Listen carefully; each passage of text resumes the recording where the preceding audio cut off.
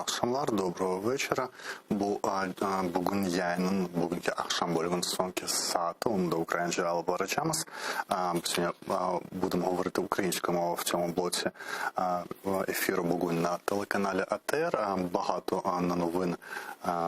Багатий день сьогодні на новини.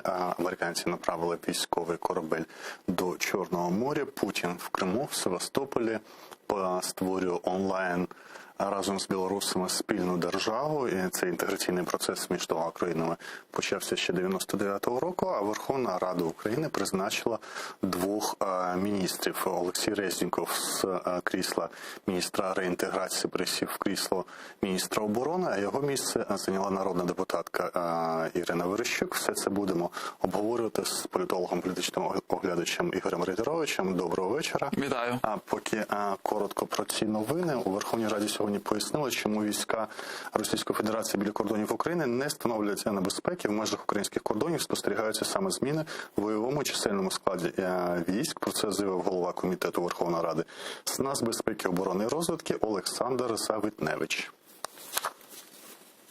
Поблизу наших кордонів спостерігаються зміни у бойовому і чисельному складі військ РФ. Але це саме зміна, а не збільшення. Це пов'язано із завершенням річного плану заходів бойової підготовки і з перерозподілом сили засобів на їх операційних напрямках.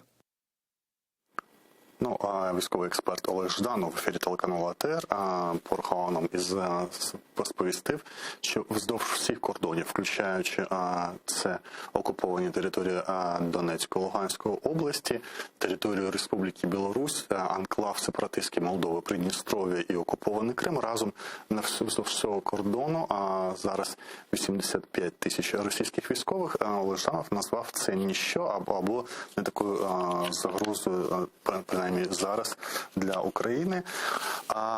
Про те, що війська збільшилися, ми дізналися від заступника міністра оборони Ганни Маляр. Нам слід очікувати у грудні та січні більших новин, ніж зараз. Розвідка говорить, що планується збільшення російського військового контингенту саме у ці місяці – грудень, січень. Розвідка передає дані дуже оперативно. А в українському парламенті президент Зеленський особисто представив обох міністрів, хоча лише один є за його квотами, це міністр оборони. В принципі, окрім нього і міністра закордонних справ, всіх решта призначають формально у нас за поданням все ж таки прем'єр-міністра. Обидва нових міністра виступили з трибуни Верховної Ради. Спочатку дамо Ірину Верещук, яка заявила, що треба створювати Український національний центр розвитку миру для збору доказів бази порушення прав, пов'язаних з тимчасовою окупацією та збройною агресією Росії. Я дякую пану Резнікову за продуктивну роботу на чолі міністерства. Також хочу подякувати профільному комітету на чолі з паном Дмитром Лубінцем. Окремої подяки варті наші волонтери, експерти та громадські інститути. І, звісно, особлива подяка Меджлісу кримсько-татарського народу. Чок, сак, олунис. Дякую вам велике. На чолі міністерства я продовжу роботу, розпочату нашою політичною силою.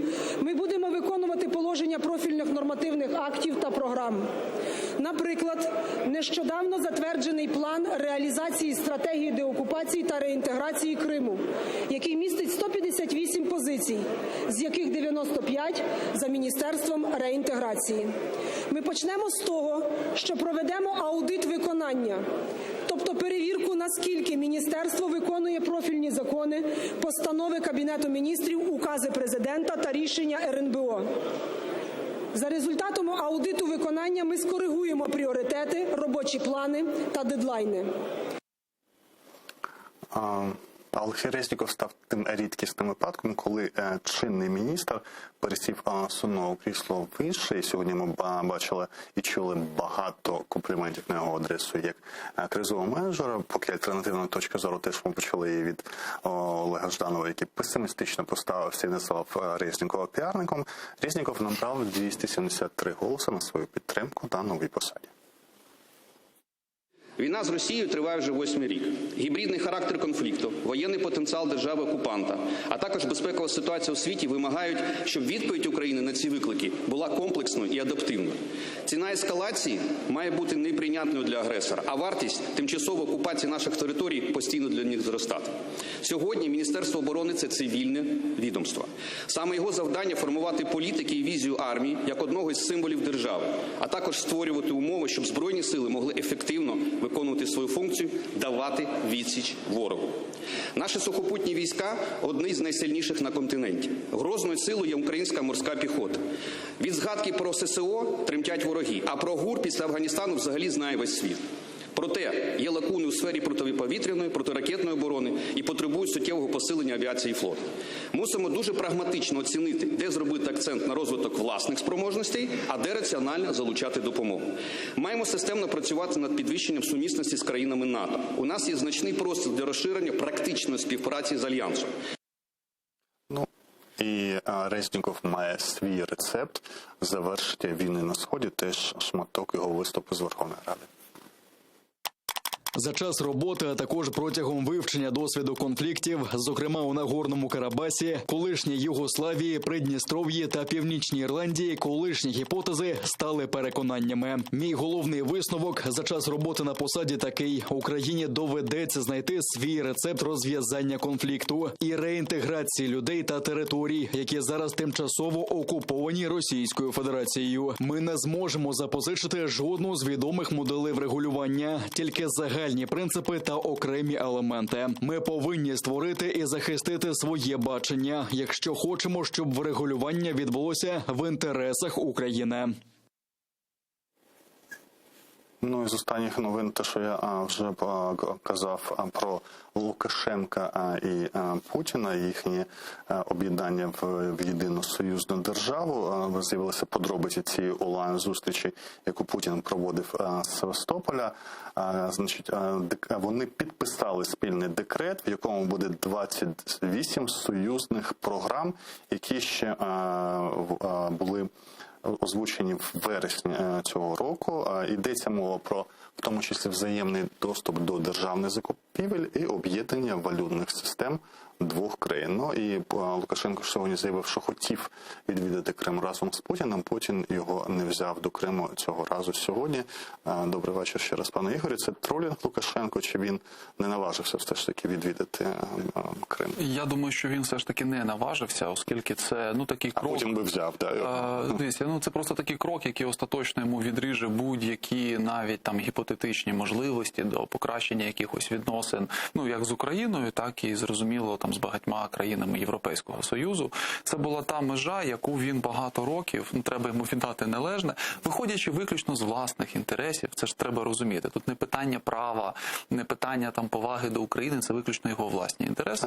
Наші медіа його і так називають самопроголошений президент. Зрозуміло, що... І я так розумію, прямих контактів, принаймні публічних контактів, політичних не існує. Немає. Але дивіться, що міняє його невідвідання чи відвідання, принаймні відвідав би, і тема була б закрита, і, можливо, і мінський процес можна було б оголошувати тим, що не відбувається на нейтральній території, і закрити. Чи це для України важливо досі, що Лукашенко не відвідав Крим?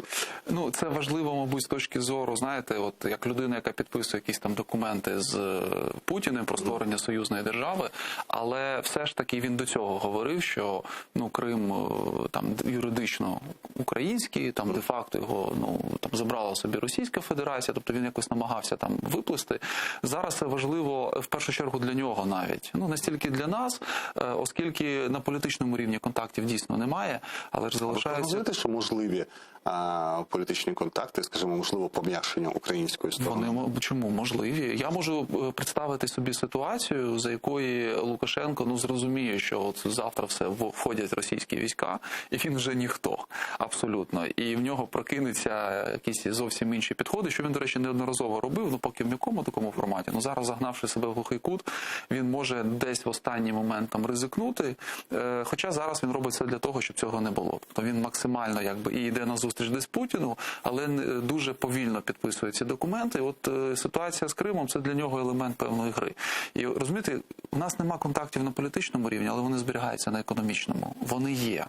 Ну, можна про це говорити відверто. Ми бачимо навіть публічно по електроенергії. Ну, там з електроенергією там про і транзит, з електроенергією там трошки інша історія, і навіть з транзитом вона інша. Чому? Тому що є угоди, які вище, ніж угода між двома державами. Вони про якийсь спільний простір. Міждержавні? Вони навіть не міждержавні, вони міжрегіональні. Тобто тут мова йде взагалі про цілу систему. Міжнародного закону. Міжнародного такого плану, да. От і про електроенергію, коли Україна звернулася на піку, вони повинні були надати, тому що це угоди не між Україною і Білорусі, вони більш широкого контексту. І коли ми там про транзит говоримо, це також історія, в принципі, про те, що ми ж не можемо Білорусь взяти і кудись там перенести. Вона є, як і Україна. Їм треба з нами домовлятися про якийсь транзит, нам відповідно з ними. Але це не міняє інших моментів, які є на рівні якоїсь там торгівлі, з одного боку санкції, з іншого боку торгівля. Лукашенко це чудово розуміє. Він також чудово розуміє, що навіть станом на сьогодні Білорусь значною мірою більше зацікавлена в Україні, ніж навіть ми в Білорусі. Вони більше нам експортували завжди. Ми для них були ринком, куди вони продавали свої товари, вони на цьому непогано заробляли. І зараз він з одного боку робить такі образливі заяви, але з іншого боку ми дивимося, коли на рівні якихось економічних взаємин, там трешу з його боку немає. Тобто там все достатньо спокійно, і він може сподівається на такий гібридний варіант. В політиці ми якби... Гібридність і, скажімо, м'якший варіант економічно, він узгоджений з Росією, чи він зберігає самостійність в економічних питаннях? Я думаю, що він не до кінця там радиться з Російською Федерацією. Попри те, що Росія максимально намагається зайти, це дивно може прозвучити, але йому треба, мабуть, віддати належне. Він поки відбивається від остаточного якогось там поглинання, покроковість підписання документів. Він не так швидко здає навіть свої підприємства, не дозволяє туди так швидко заходити російському бізнесу, російському капіталу. Хоча після тих подій, які мали місце після виборів, значну частку цих підприємств вони вже втратили. Там вже росіяни. Вони зайшли, вони поставили ультиматум, він частину цього ультиматуму змушений був виконати, там вже російські гроші. І йому буде складно тепер це, знаєте, в межах свого державного такого капіталізму, по суті, яким він один керує, цими підприємствами, цими грошима, якимось чином розпоряджатися. Тому це його стандартна така гра в багатовекторність. І те, що він не поїхав до Криму, я думаю, це все ж таки він собі шпариночку на майбутнє десь залишає. Тетяна Мартинова, білоруська опозиціонерка, з нами на прямому зв'язку. Доброго вечора, пані Тетяно. Доброго вечора, вітаю, пані. Можна українською, да, говорити? Ну, я как бы пытаюсь, хотя... Ні, вам... От сьогодні Лукашенко сказав, що він хотів поїхати до Криму, але Путін його не взяв. Як сприймаєте, це такий тролінг, це все ж таки він не наважився сам вирушити до Криму? Слушайте, это такие детские игры. Хотел бы поехать, поехал. Но он же зачем-то попёрся в ковидную больницу, в красную зону, снял там демонстративно маску, да, зная, что Путин при таких раскладах никогда в жизни не пойдет с ним на контакт ни в одной точке мира. Поэтому это все такое вот спектакль. Он не едет в Крым, и он не поедет пока в Крым, потому что, невзирая на все те заявления, которые делает его администрация, его лакеи, он все-таки пытается каким-то образом тешить надежды, что он сохранит многовекторность. Хотя по факту он Крым уже признал. Но он всегда может откреститься, типа, вот смотрите, я же не поехал, и я вообще вот это вот все специально придумал, чтобы не ехать. Хотя Вова под дулом пистолета меня просил. Пані Тетяно і пане Ігоря, до вас обох запитання. Те, що уряд Білорусі брав участь в цьому подальшому процесі інтеграції двох країн, коли Путін перебував в Севастополі, а отак, як сприймати це онлайн-участь? Білорусь приймала участь в кримському інтеграційному процесі, чи онлайн не вважається, називається, не рахується? Як будемо вважати? Білорусь... Да, именно так. Угу. Чуть-чуть не считается. Немножечко беременным. Пане Ні, Ігоре? ну онлайн, звичайно, це ж не те, якби він там приїхав. Це не відміняє суті підписаних документів. І особливо я б звернув увагу, от ми почали з руху військ російських, да, там на кордоні, про те, що він саме сказав, його була ініціатива, що вони будуть посилювати військову співпрацю, збільшувати ці регіональні формування білоруських і російських військ. Тобто це для нас створює додаткову проблему, на превеликий жаль, з боку якраз Білорусі.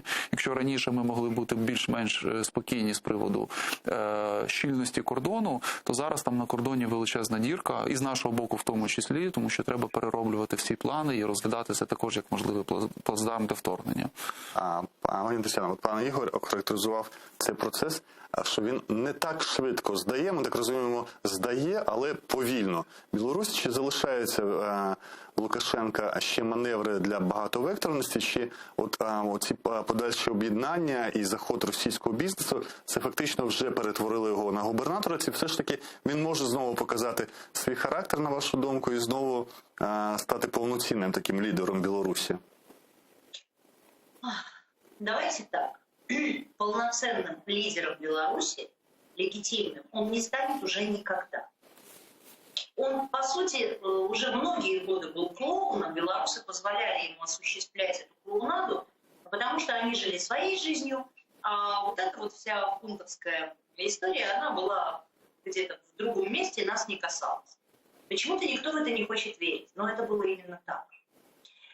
И то, что сейчас он сдает суверенитет, это не совсем правда, честно. Путин вынуждает его на какие-то шаги. Это плата за то, что он встал за его спиной. Но Лукашенко будет держаться за суверенитет до последнего, потому что у него нет другого выхода, ему некуда бежать. Его сдадут из любого места. Ну вот правда. Ему даже какая-то вот маленькая страна, как вот, я не знаю, а-ля Монако, да, вот он останется вокруг Дворца Независимости кольцевая дорога. Вот ему это больше подойдет, потому что по периметру он поставит армию ОМОНовцев, и он будет уверен в своей безопасности. А на народ, на все остальное ему наплевать. Там нет стратегии, там есть день простоять, до ночи продержаться. Там есть полное отсутствие ресурса продолжать на хотя бы каком-то минимальном уровне поддерживать видимость океана стабильности. То есть вовремя платить пенсии, вовремя платить зарплаты рабочим на убыточных предприятиях. То есть это история про то, что мы делаем шаг, они делают шаг. И какие будут по факту результаты, не знает никто. Лукашенко нужна каждый раз какая-то ситуация, в которой он говорит Путину. Вот сейчас это важнее, а интеграция потом. Опять же, что они сегодня подписали? Мы же этого ничего не видели. То, что там эти 28 карт были выложены в открытом доступе, и по каждой карте было 2-3 предложения, ну, простите, это не информирование населения. Это чушь собачья. То есть они что-то подписали, но никто не знает, что. И что будет завтра, тоже никто не знает. Це що таке за політика? Чи можна вважати, що Лукашенко теж вже безальтернативний для Російської Федерації? Фактично, і вони тепер будуть вже максимально підтримувати його режим, в тому числі те, що ви сказали, економічно, зарплати, щоб він тримався, бо фактично щось інше це на догоду опозиції, будь-якій опозиції, і порівнювали там, що була опозиція налаштована на проросійський вектор, не проти Росії, а проти Лукашенко. Ну тепер це об'єдналося, і Лукашенко єдиний для Росії, чи це не так? Абсолютно точно. Путин будет держать его до последнего. И не питайте иллюзий, любые игрышки, любые типа конфликты, какие-то непонимания, взаимные оскорбления, троллинг. Это просто все белый шум отвлечения внимания. Путин Лукашенко будет держать. Потому что для Путина, у него это в голове, понимаете, вот здесь. Как только народ Беларуси справится с Лукашенко при поддержке мирового сообщества, следующий опыт. Тоді питання до вас обох, і пане Ігорю, до вас. Наскільки зараз кордон з Білоруссю небезпечний для України? Ну, він небезпечний. Те, що ми зараз бачимо, по суті, в нас ніколи там якихось великих угрупувань не стояло, військових. Ну, сенсу не було. З 2014 року максимально всі сили перекидувалися на схід України. Після того, як в нас почалася модернізація армії і збільшилася чисельність армії, зрозуміло, що якісь там бази, опорні пункти, вони там є. Але це, ну, навіть, там, не знаю, на 10% не відповідає тому, що ми маємо, наприклад, на сході України. Кордон не маленький, плюс от останні ці повідомлення про передислокацію російських військ, вони певною мірою були пов'язані з тією базою, яка знаходиться на кордоні між Росією, Білорусією і Україною. Тобто її Росія розконсервувала, вони заводять туди додаткових військових, розширюють цю базу. Ну і плюс, дивіться, спільні військові сили, які є між Росією і Білорусією, ми ж не знаємо, в якому форматі, як вони будуть використовуватися. Я хотів би вірити, що білоруси ніколи не будуть в складі там російської армії воювати проти України, але ну на фоні останніх якихось подій, в принципі, там 100% впевненості у мене в цьому немає. Це ж можна подати через інші якісь механізми, не обов'язково вони будуть одягнуті в білоруську там військову форму. Пані Тетяно, вам є що додати, да, до цього? Так подождите, белорусы не будут воевать. В белорусской форме будут воевать русаки. То есть это точно так же, как было на Донбассе. Ну, смотрите, совсем недавно, буквально вчера или позавчера, кто-то из каких-то российских там бывших генералов заявил, что Лукашенко в российских эфирах, они там тоже периодически его троллят, он заявил, что если Лукашенко развяжет войну, а он же постоянно совершает провокации на польской границе, на литовской границе, то Россия не будет за него вписываться. И вот это значит ровно обратное. Когда Россия говорит, я не буду вписываться, это значит, она впишется. Но это будет подано как война Лукашенко против Украины. А Лукашенко останется в бункере, ему как бы все равно. А переклеить и перепечатать, да, какие-то опознавательные знаки на военной технике, это же, ну, вы же понимаете, дело полсуток. Дякую, Тетяна. Я очень сильно встревожена вообще всеми событиями, которые происходят в том числе и на польской границе, и на украинской. И это 5/6, да, вы понимаете, с учетом того, что Лукашенко полностью лег под Путина де-факто. Не де-юре, но де-факто. Ну, то есть он будет полностью исполнять то, что говорит ему Вова. Тетяна Мартинова, білоруська опозиціонерка, була на прямому зв'язку на телеканалі АТР. Це по нові, скажімо, інтеграційні ініціативи і загрози України з боку білоруського кордону, і вже прям буде воювати як здійснений факт. Це розповідається. Все ж таки ми вважаємо це прогнозом, яких у нас. Ну, прогноз, да. Я сподіваюся, що у нього все ж таки вистачить розуму, щоб вже таку останню межу не переступати, оскільки, ну, дійсно, немає якогось там і бажання у білорусів, я думаю, це робити. Хоча тут я от єдине, чому трошки не погоджусь, деяких же людей можна заохотити тими ж грошима. Що ви йдіть, воюйте, одягайте там форму чи не одягайте форму. Ми ж ці історії бачили, на жаль, на сході України. Там були в тому числі і громадяни Білорусі, які воювали проти української армії. То вони там через Росію туди їхали. І громадяни Білорусі, які воювали і воюють на стороні України. Тут є з обох боків. Так. Але ну тут, розумієте, просто їхній юридичний, формальний і правовий статус, він абсолютно різний. Сюди вони приїжджають в країну, яка їх визнає, офіційно признає, багато хто отримує там громадянство і так далі. Там вони воюють, ну, в складі незаконних збройних формувань, отримуючи гроші від росіян, по суті, там, ну це насправді неважливо. Да? Тут може просто бути більш глобальна проблема, оскільки це вже буде територія іншої країни, і що, як вони там будуть робити, ну це питання. Тому зараз навіть перед новим міністром оборони це, по суті, ну, один з перших викликів, йому треба, ну це не його повністю компетенція, це більше компетенція начальника Генерального штабу і так далі, але він в якості координатора, там і президента, в тому числі Ради національної безпеки і оборони, вони ці питання повинні обговорити, що ми отримали теоретичний додатковий плацдарм, і з цим плацдармом треба щось робити, щось планувати і, ну, мати якісь плани на випадок агресії з того боку. Плавно перейшли до теми, яку ми мало обговорити.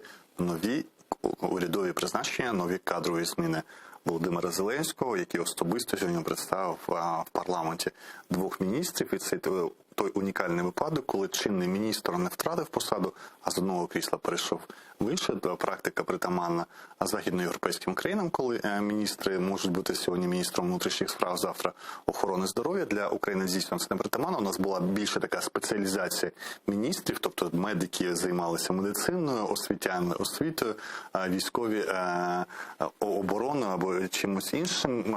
Як ви сприймаєте призначення Резнікова? Спочатку поговоримо про нього, про його таку незамінність на всіх посадах. Дивіться, в нас, по-перше, згідно законодавства, яке ще за часів попереднього президента було прийнято, міністр оборони, він же є цивільною фігурою, тому військовий, не військовий, з досвідом, не з досвідом, це насправді вже не відіграє такої важливої ролі. Головне, щоб людина була гарна, да, як жартують. Але дивіться, я, в принципі, от з усіх призначень, які були, до цього ставлюся найменш критично, тому що дійсно пан Резніков, він фаховий юрист, людина з досвідом, яка працювала на різних посадах, і в принципі, коли він з цих посад йшов, про нього завжди залишалися якісь позитивні згадки.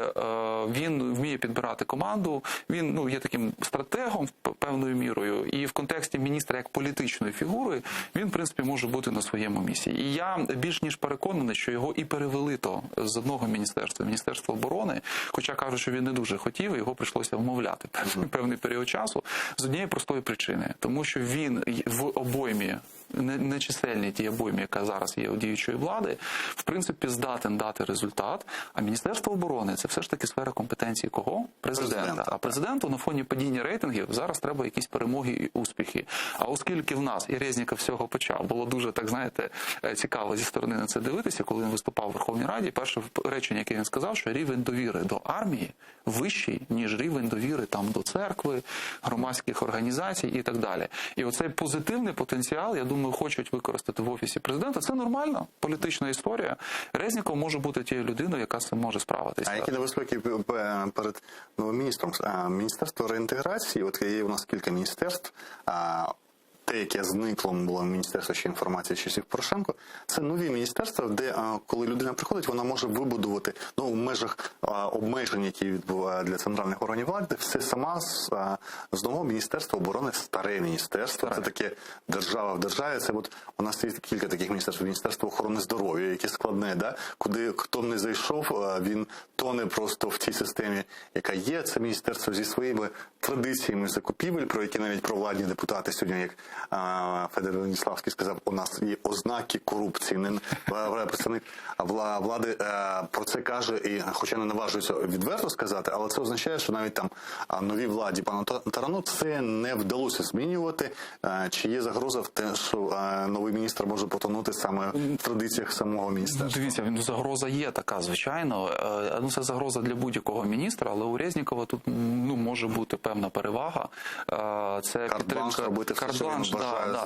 підтримка з боку президента, підтримка з боку Офісу Президента. І якщо він зможе це реалізувати, я особисто буду це тільки вітати. Чому? Тому що дійсно армія і оборона – це не ті речі, з якими слід там жартувати, і які слід іноді навіть, знаєте, занадто там критикувати, чи там скидатися в якесь там критиканство. Якщо вийде, це ж буде супер, да? Тому що це в результаті позитивно вплине на всіх нас. І логіка цієї зміни, вона якраз в цьому, що от давайте спробуємо показати, що от в нас от виходить.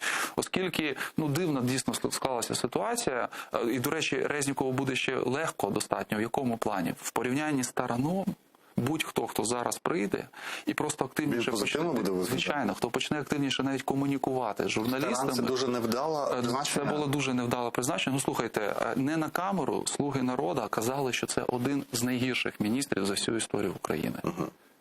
Взагалі. По яких критеріях визначається? Критерії... Резніков класний міністр, а Таран поганий міністр.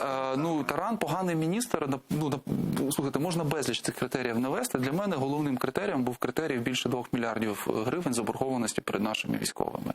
Президент видавав окремий указ Кабінету міністрів, щоб вони погасили цю заборгованість. При тому, що гроші є. Це ж не те, що в нас в бюджеті дірка була. Це просто елементарне нехлюйство, неможливість організувати процес доходу цих грошей з бюджету до кожної військової частини. І таких прикладів безліч. Провалене оборонне замовлення. Таран взагалі, здається, не дав жодного інтерв'ю за весь час перебування на посаді. А треба комунікувати, треба пояснювати. Безліч питань, які сипалися з військових частин до нього, що як за попередні 3 роки більш-менш налагодили якусь комунікацію, там харчування системи і так далі. А тут воно все почалося сипатися, тому що люди прийшли безпорадні, вони не знали, що, як, де приймати. Тому Резніков, як людина ініціативна, в нього є таке. Він харизматичний достатньо, комунікабельний. І важливо ще ж один момент, про нього мало хто згадує. В нього дуже непогані зв'язки, в тому числі і особистісного плану, з багатьма представниками наших західних партнерів. Тобто в нього є там певний імідж, його там знають, ще коли він працював в Києві, потім в Міністерстві реінтеграції, оскільки там дуже багато міжнародних програм і грантів вони намагалися залучати. Якщо він все це буде використовувати на користь нашої армії, це ж тільки буде великий позитив. Тут головне зараз, щоб він знайшов ще спільну мову з начальником Генерального штабу, але судячи з заяв і Резнікова на посаді колишнього міністра, і на чолі там тристоронньої контактної групи, де він, по суті, там займався, очолював її, і беручи до уваги заяви нашого начальника Генерального штабу, я думаю, що в них великих проблем не повинно бути, бо вони в одному руслі. Мислять, ніхто не відкидає факту агресії Росії, необхідності збільшувати і зміцнювати армію, додаткових якихось навчань, інтеграції активної в НАТО і так далі. Ірина Верещук теж людина, яку команда президента висувала і проти Кличка на мерські вибори, і зараз на міністра реінтеграції. Тобто людина теж готова що-небудь очолити. В неї 4-та спроба, насправді. Мер. Потім багато говорили, що очільник КМДА, коли будуть розділяти посади. Потім останні кілька тижнів міністр оборони, причому вона роздала, я не знаю, під 100 коментарів і інтерв'ю, де казала, що я готова, я все вивчила і так далі. І тут, хопа, вона йде на міністерство, воно трошки не те.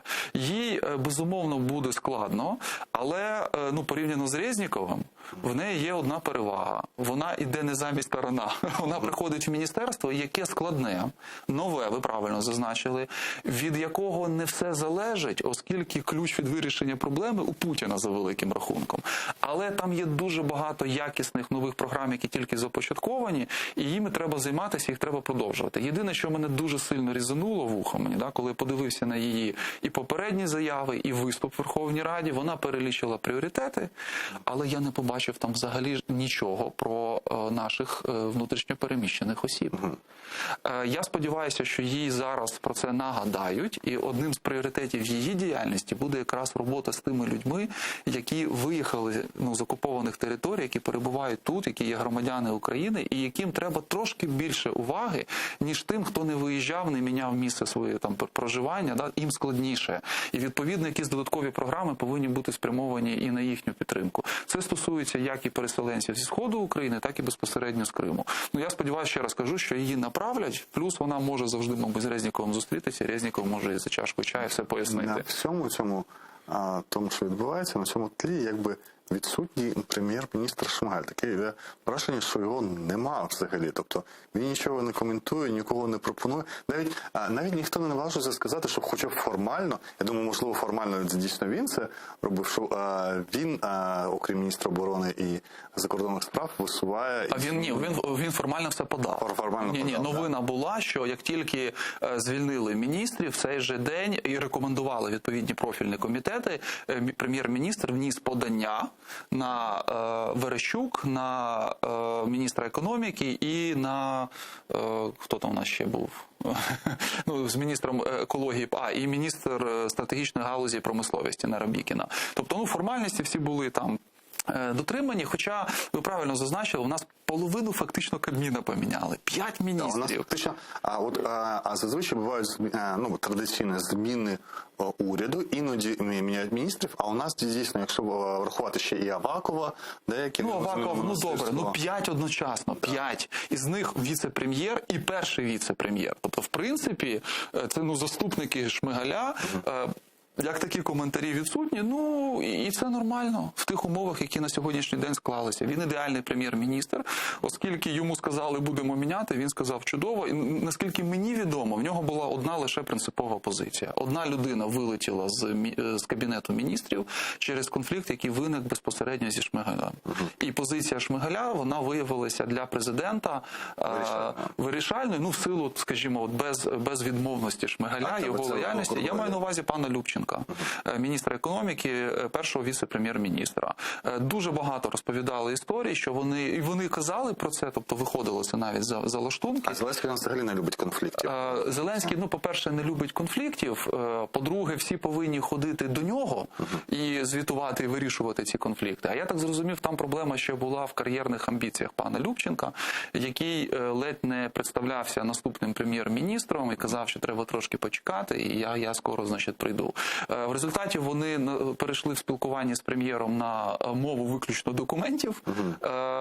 В них були, кажуть, і сварки там такого от особистого навіть плану. Я так Це означає, що Любченко не був креатурою самого Шмигаля, у Шмигаля всі призначені президентом.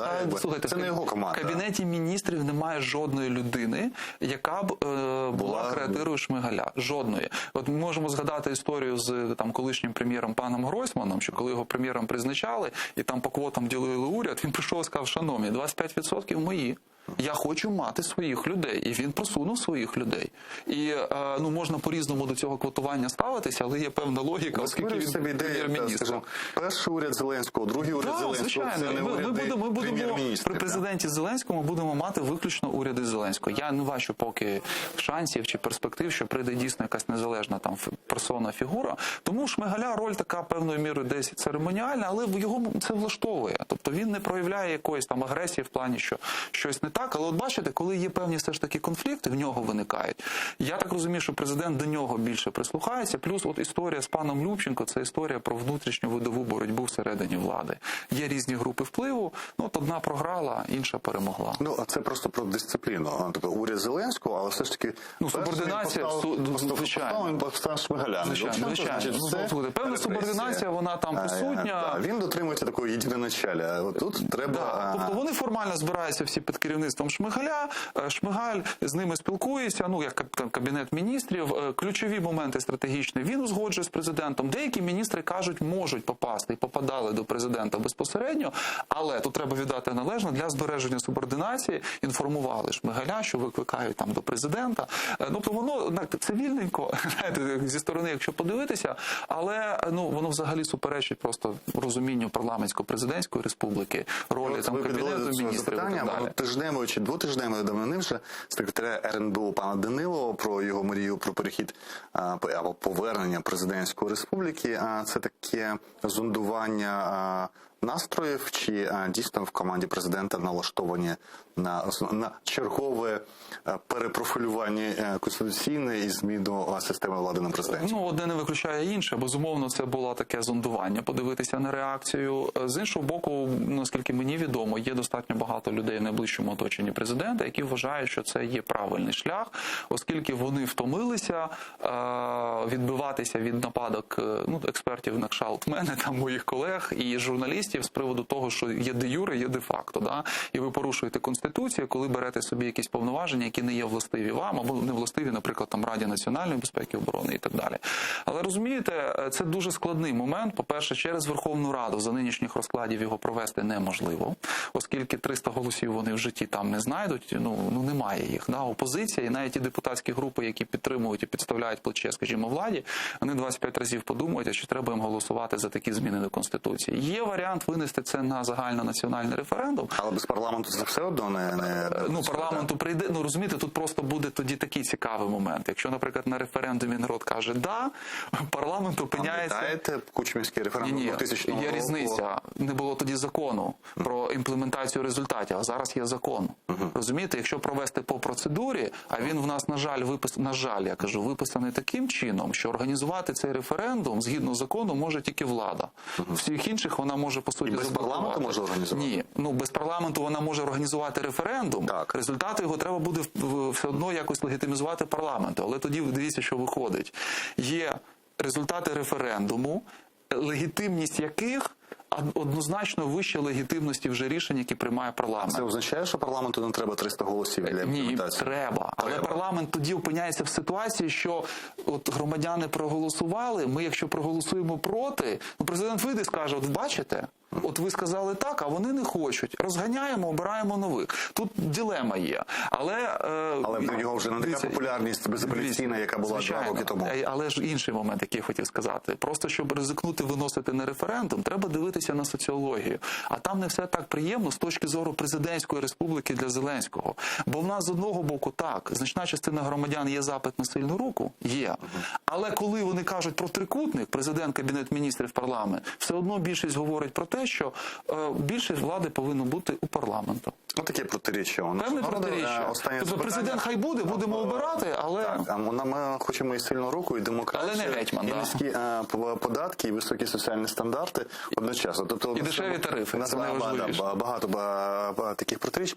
Останнє по соціології бачили і Кмісівську, і Разумков, здається, видали. Довіряєте даним про те, що зрівнялися показники двох партій, в тому числі Європейської солідарності зі свого народу? Ну, дивіться, я довіряю навіть не стільки соціології, скільки в тому числі результатам фокус-груп. І я мав можливість ознайомлюватися з тими, які готували колеги, і ми самі, в принципі, достатньо активно це робимо по Україні.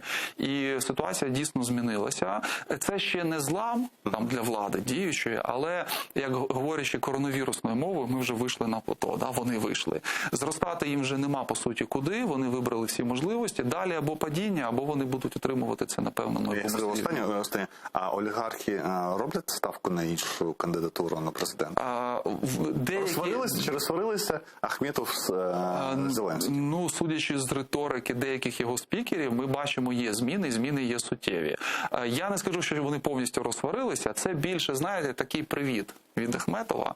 Ну, якщо Зеленський його зрозуміє, все піде якось по-іншому. Якщо не зрозуміє, ну тоді олігархи будуть вже відверто шукати когось іншого, на кого можна буде поставити. І це буде не одна, до речі, кандидатура, не обов'язково. Ігор Вікторович, політичний оглядач, поговорили і останні кадрові зміни, і з Тетяною Мартиновою, опозиціонеркою. Останні з того такі ініціативи Путіна і Лукашенко по об'єднанню в єдину спільну державу, які загрози це несе в Україні. Я з вами прощаюся, далі новини, а я з вами зустрінуся завтра, знову о 18 годині в цій студії.